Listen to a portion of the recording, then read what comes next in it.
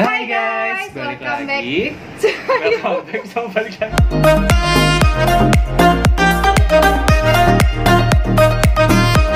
Hai guys, welcome back sama YouTube channel. Yeay. Balik lagi sama aku dan Bayu. Ini kayak konten berasa milik kita berdua ya, Wak. Karena selalu berdua. Mana-mana kita berdua. Ketemunya berdua terus. Ya, nanti kita bagi hasil ya. Baik. Sip. Jadi seperti biasa aku bakal ngebahas tentang train atau pramugari kereta. Karena kayak nggak nyangka gitu ya, ternyata konten aku tuh banyak banget yang antusias ya ke konten pokoknya pramugari. Thank you banget buat kalian. Dan mungkin nanti juga aku bakal jawab pertanyaan-pertanyaan dari kalian yang belum sempat aku jawab. Nanti kita bakal bikin Q&A juga ya setelah video ini. Jadi hari ini kita akan ngebahas tentang tahapan rekrutan pramugari kereta. Karena banyak banget sih kayak pertanyaan-pertanyaan yang Kak ceritain dong tahapannya itu apa aja. Kak tolong dong kasih tahu, ceritain pengalamannya tuh gimana aja sih biar kita itu kayak apa sih kayak jadi udah tahu ya punya arahan. Iya, kayak udah ada gambaran gitu loh kalau misalkan dia nanti daftar, oh ternyata rekrutannya gini. Tahapannya apa aja nanti kita bahas di sini. Sebelum masuk ke pembahasan nih, aku mau tanya dulu nih, Bay. Kan ada tuh beberapa adik-adik ya, karena masih SMA gitu kan, kayak Kak, aku masih kelas 2 SMA nih, aku pengen banget jadi pramugari kereta, gini gitu. Aku mau tanya nih ke Bayu, kayak kamu tuh sebenarnya ada pandangan, maksudnya kayak cita-cita ya, kayak bahasanya cita-cita gitu ya. Kayak Pak, aku bakal kayak gimana jadi pramugari, udah cita-cita aku banget gitu. Kalau dari kamu sendiri, emang kamu asal coba atau cita-cita atau gimana? Gila gak sih, waktu SMA itu aku gak tahu ada pramugari kereta, aku bener-bener gak tahu. Terus? Jadi waktu lulus SMA itu aku langsung capcus lah ya, pergi ke negara jiran sebelah buat kuliah. Terus kerjanya juga aku nggak tahu ada pramugari kereta. Aku dulu cuma kerjanya, aduh lulus SMA pasti aku nyarinya cuma kayak SPG, SPB di mall gitu kan, nggak tahu ada pramugari kereta. Nah baru datang ke Jawa, baru tahu ada pramugari kereta. Waktu itu lihat di Instagram. Di Instagramnya itu ada loker kan, terus gambarnya pramugari kereta. Ya udah aku nyoba. Baru pertama nyoba itu aku belum ada cita-cita dari SMA sekalipun. Sama ya, Wak? Iya. Gak tahu. Pramugari aku kira kan coba di pesawat. Sama. Aku pribadi juga, aku kan basic dari penerbangan ya. Aku waktu itu sempat kuliah 1 tahun di salah satu sekolah penerbangan yang ada di Jogja. Dan aku pikir juga sama kayak gitu, kayak pramugari itu cuma di pesawat. Iya gak sih? Iya, benar. Pasti orang awam, ibaratnya kita kan orang awam ya. Iya, orang awam mikir tuh pasti kan pramugari itu pasti cuma ada di pesawat. Karena dari aku personal juga aku nggak pernah naik kereta dulu. Iya, ya. dulu bener banget, aku juga jarang banget naik kereta. Terus karena aku kan beberapa kali tuh coba pramugari pesawat, ternyata kan gagal kan, nggak pernah lolos gitu. Terus teman aku ada tuh teman angkatan yang udah kerja di pramugari kereta. Terus dia kayak nge-share gitu kan di grup angkatan, di teman-teman kayak gitu. Nih ada nih lowongan jadi pramugari kereta. Terus yaudah aku masukin aja, ternyata lolos gitu. Dan aku tuh baru tahu kayak, oh ternyata ada pramugari kereta gitu kan. Dan pas banget pertama aku nyoba itu cuma untuk perbantuan PHL dulu loh, bukan yang langsung pegawai kontrak gitu. Jadi aku cuma perbantuan dulu, nyoba dulu deh perbantuan itu kayak apa sih, nanti misalnya enjoy bisa lanjut ke kontrakan gitu sih.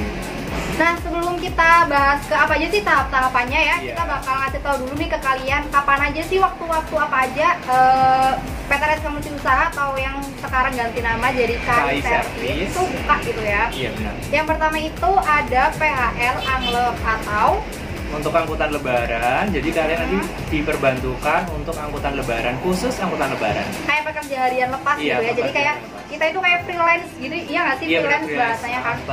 Kita itu kayak buat perbantuan aja gitu, karena lebaran kan kereta otomatis rame kan. Otomatis, jadi berapa hari ya? Sekitar 20 hari kan? Sekitar 20 hari. Jadi kayak kru ekstra tambahan gitu ya. Kru tambahan. Terus yang kedua itu setiap Nataru, buat PHL Nataru juga atau Natal dan Tahun Baru. Jadi yang udah pasti buka itu sebenarnya Anglep sama Nataru.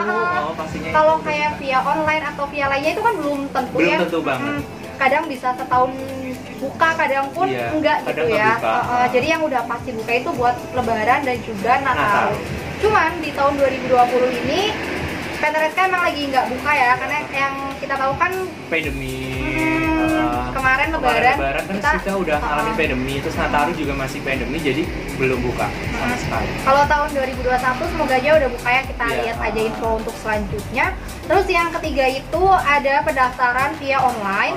Dan juga yang keempat ada pendaftaran via drop lamaran. Cuman kalau drop lamaran ini kayaknya sekarang udah gak zaman gitu ya, karena semuanya itu sekarang udah via online gitu. Dari pengalaman aku sendiri di tahun 2018 itu aku masih via drop lamaran, cuman dari tahun ke tahun dari 2019 kayaknya udah mulai udah online semua ya sekarang ya. Dan di sini kita akan ngebahas apa aja sih tahapan rekrutan pramugari kereta. Karena banyak banget yang tanya kayak, "Kak, ceritain dong tahapannya tuh apa aja?" gitu. Jadi tahap pertama itu pastinya administrasi ya. Iya. Untuk kalau aku sendiri dulu itu tahapnya administrasi via online. Itu lewat website, nanti dimasukin biodata, CV, pas foto sama surat lamaran. Habis itu nanti baru dihubungin lewat email. Lewat email ya. Kalau aku tuh dulu di 2018 itu kan drop lamaran ya. Aku kirim lamaran kayak CV, ijazah, KTP gitu-gitu. Surat lamaran aku kirim ke Daopnam Yogyakarta. Karena aku dulu daftarnya di Jogja. Aku dulu daftarnya mana? Aku kan langsung online itu langsung jadi pusat. Oh iya. Jadi satu ya, beda ya. 2018 sama 2019. Langsung ke tahapan aja kali ya. Habis administrasi, kamu apa? Seleksi nilai dulu. Nilainya itu harus di atas 6,0. Kalau misalnya kurang atau kurang 1 poin aja, itu kalian nggak bakal lolos. Kalau aku dulu itu dilihat kan kayak CV-nya, ijazahnya, terus suruh pengenalan diri tuh biasa sih kayak nama, pengalaman kerja, tentang pendidikan terakhirnya apa gitu kan. Terus habis itu suruh greeting. Jadi tuh bener-bener nggak ada kayak sedetail itu gitu loh, nggak ada ukur badan, nilai, berat badan itu nggak cuman kayak dia dilihat secara fisik sama pengalaman kerja sama perkenalan diri aja udah. Terus kamu ada lagi tahapannya? Ya itu seleksi tinggi badan berat badan itu kan tadi ya. Jadi kamu dulu udah ukur tinggi berat badan juga ya waktu PHL. Nah kalau misalkan kita udah lolos semua tahap nih, otomatis kita kerja kan? Kita kerja, masa kerja PHL itu selama 20 hari sampai 1 bulan. Terus kalau misalkan udah selesai tuh gimana sih Kak? Kita bisa nggak sih jadi karyawan PT RSK gitu atau kita cuma freelance doang nih gitu? Bisa banget ya? Bisa banget. Nanti kita diberi kesempatan untuk menjadi pekerja PKWT, pekerja pekerja kontrak waktu tertentu. Waktu tertentu atau waktu terbatas ya? Waktu tertentu. Waktu tertentu kayaknya ya. Kalian bisa browsing PKWT itu apa? Pekerja kontrak waktu tertentu. Pokoknya nanti kalau misalkan kita udah selesai PHL, kita itu bisa direkrut lagi jadi PKWT. Dan kayak Kak, selalu lolos gak sih kalau misalkan aku ex PHL nih, selalu bisa lolos nggak? Belum tentu. Iya belum tentu. Temenku ada yang PHL itu nggak lolos, kasian banget. Nanti ada interview lagi soalnya. Angkatanku juga banyak sih kayak. Banyak banget. Jadi kalau misalkan kita udah jadi freelance tuh di PT RSK, terus kita ikut yang buat karyawan kontrak itu selama 2 tahun ya. Iya, 2 tahun. Kontrak pertama itu 2 tahun, itu tuh belum tentu lolos gitu ya. Nanti kita tetap di interview ulang, di tes ulang gitu kan, kayak nanti tergantung dari interviewersnya ya, kayak misalkan dia suka nggak nih sama kita, cocok nggak nih sama kriteria yang diambil gitu. Biasanya sih gugurnya di ini ya, interview ya. Cerita dikit dong Bay, dulu waktu udah jadi PHL nih kan interview ulang tuh, pertanyaan-pertanyaan apa aja sih yang ada, yang apa ditanya oleh interviewer ke kamu? Waktu itu kebetulan aku interviewnya di Jogja, itu bersama langsung sang papi, ya kan? Papi Ijul. Iya, Papi Ijul. Halo Papi Ijul, siapa tahu nonton ya kan? Hayal. Yang untuk tahap dulu tuh waktu di Jogja itu masuknya masih 10 itu udah lumayan banyak ya, 10 itu pertanyaannya berbeda-beda setiap orang. Untuk pertanyaan-pertanyaan itu banyak pertanyaan tentang makanan. Kan kita kan udah tahu ya, udah bekerja selama 20 hari, jadi kita kan udah tahu harga-harganya. Jadi kayak Papi Ijul kayak gini. Papi Ijul pesan makanan ini.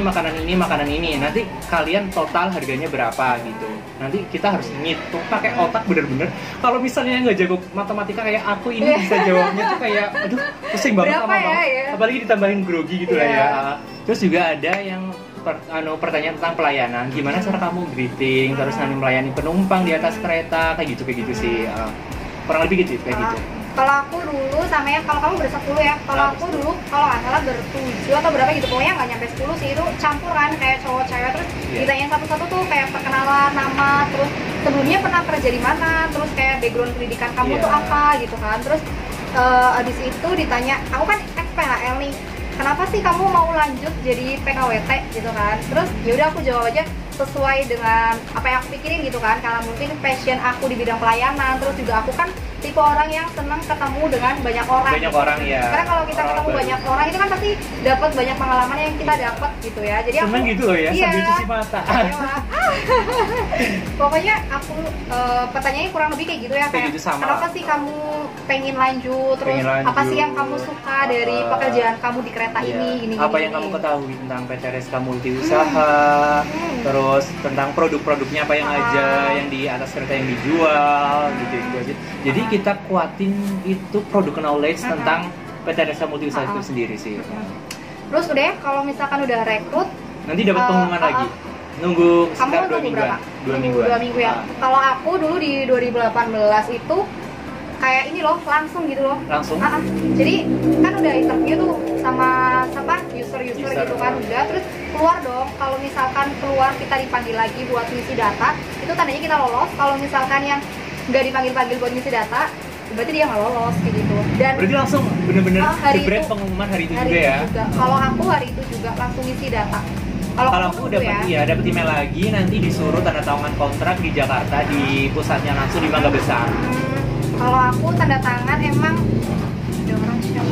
Ya nggak apa-apa lah ya. Kalau aku tanda tangannya emang di Jogja sih waktu itu, dikumpulin jadi satu. Jadi kayak anak-anak PHL yang dari Daop 1, Daop 2, Daop 3, pokoknya semuanya yang masih area Jawa. Dikumpulin jadi satu di Jogja. Jadi kita tanda tangan itu di Jogja.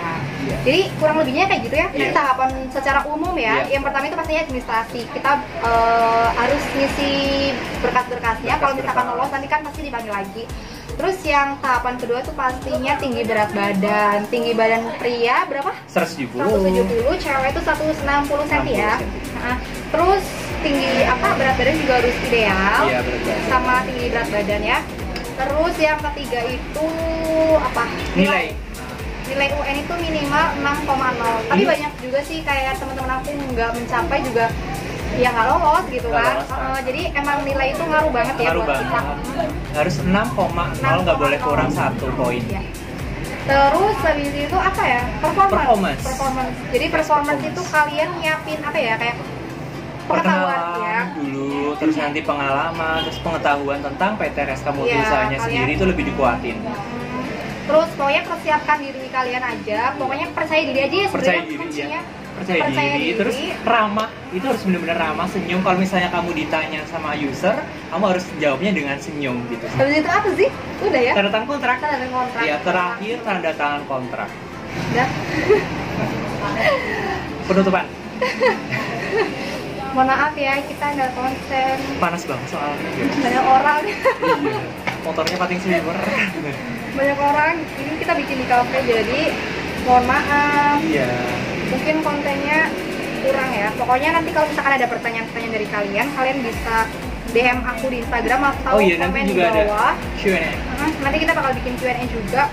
Pokoknya komen di bawah atau DM aku di Instagram, nanti bakal aku jawab. Karena di sini rame banget, Shay. Iya. Udah dulu ya? Udah dulu. Udah. Bye.